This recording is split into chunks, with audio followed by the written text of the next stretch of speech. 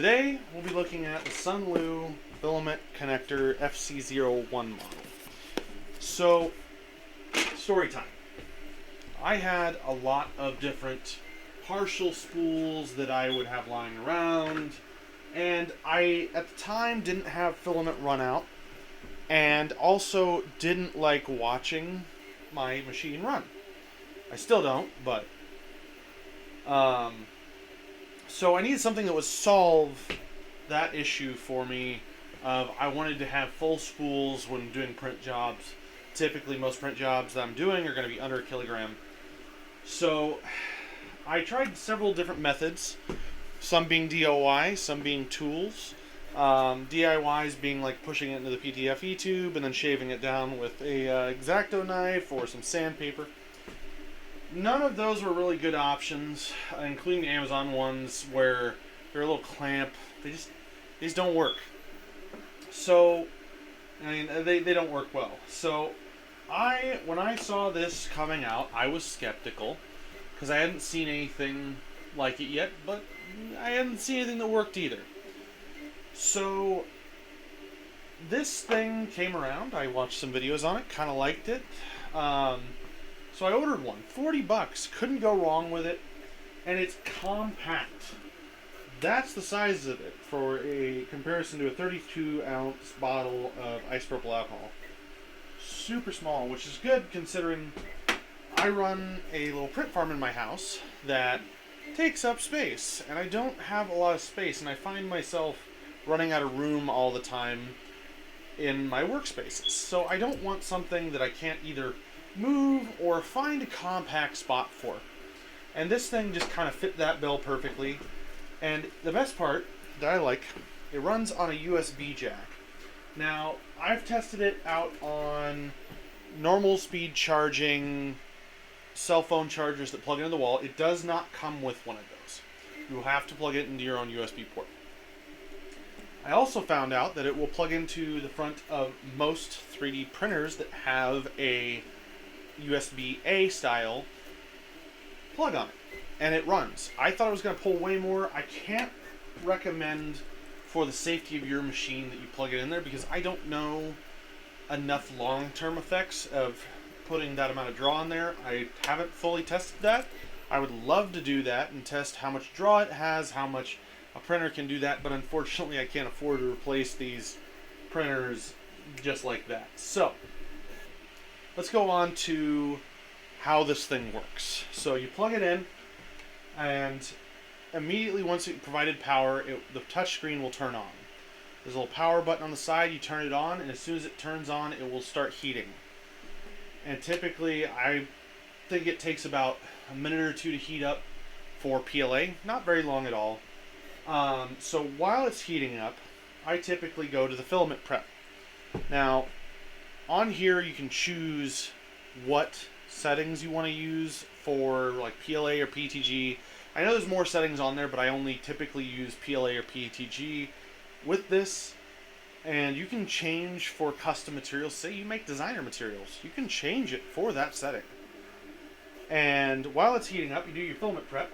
You take both spools, cut them at a 45-degree angle on there, and they come with these little PTFE tubes that you insert over the filament, and then you mate those two 45 degrees up, slide the PTFE tube on top of it, open this up. Once it beeps, it's up to temperature, open it up, and you'll see a little metal piece in here that is where you put the center of the splice on. Close it down, it'll start a countdown. Once it beeps again, it's done. When you're heating this, make sure to keep a light bit of pressure pushing inward. Not a heavy amount, or else it'll has the potential to mess it up. And then once it beeps, open it up, hold it still for a minute, let it kind of cool off, because it's still pretty pliable, and then it can cause warps and different stuff or stretching. Then once it's about 30 seconds, I lay it down, let it cool off for about another minute or so, just to be sure. You probably don't have to lay it down for that long.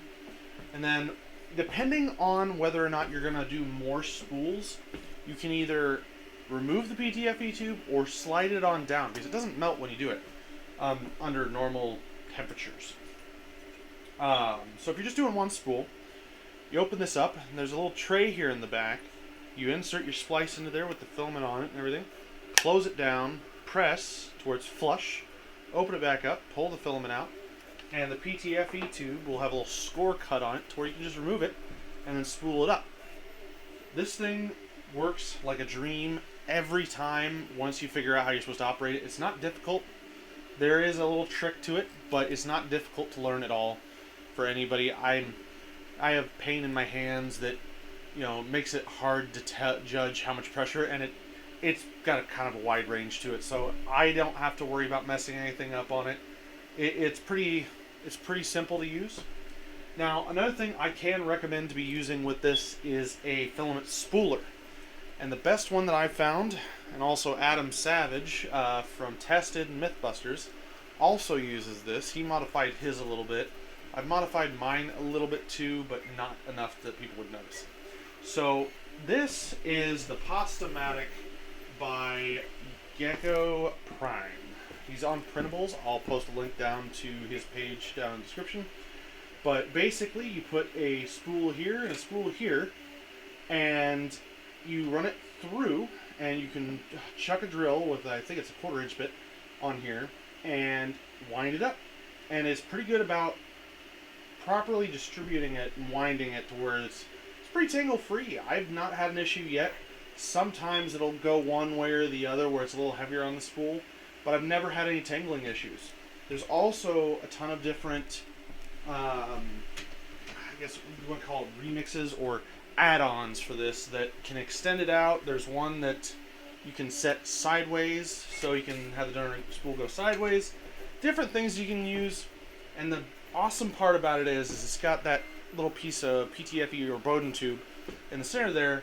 If it doesn't fit through that tube, it won't fit through most tubes because that's a tighter tolerance Bowden tube. And so far, the Sunlu filament connector has not had any issues with it. I've only ever had one failure, and that was on my own part from user error when I was first learning.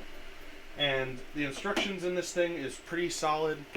I recommend keeping the box because this thing is a pretty solid box too to keep the storage in it. And you can buy more of these PTFE tubes. I think it's by the 100 pack or the 200 pack, I'm not sure. But you can buy more of those. And to be honest, I've probably saved a couple $100 in filament by just spooling this stuff up.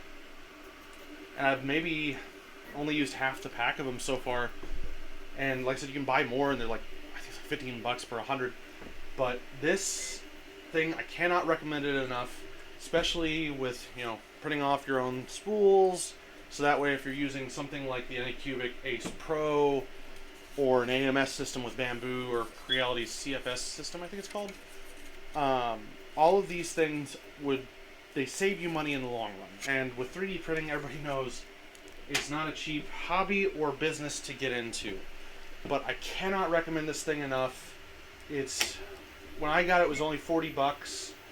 I think it's still $40, but I will post links for that Amazon link to Sunlu's page on the description. I'll also post Gecko Prime's printables link to their Pasta-Matic filament spooler. And on another note of this channel, so this is the first video in a long series of videos that I'll be doing 3D printing reviews, tool reviews, anything in the makerspace basically. I'll also be doing like different videos on how you can improve things, like modifications I've done to printers, like, you know, different print heads, learning stuff just in general in the entire makerspace. It's not going to just be reviews. It'll be probably more heavy into the review side in the beginning. If you have any recommendations of what you'd like to see, please post down in the comments below. If you're a company that has a 3D printer that you'd like to send out to have reviewed, send it out to me. I'll review it. Contact me. We'll talk about it and go from there. If you have any ideas down below that you'd like to see, just put them down there in the comments. And we'll catch you next time. And so like, comment, subscribe.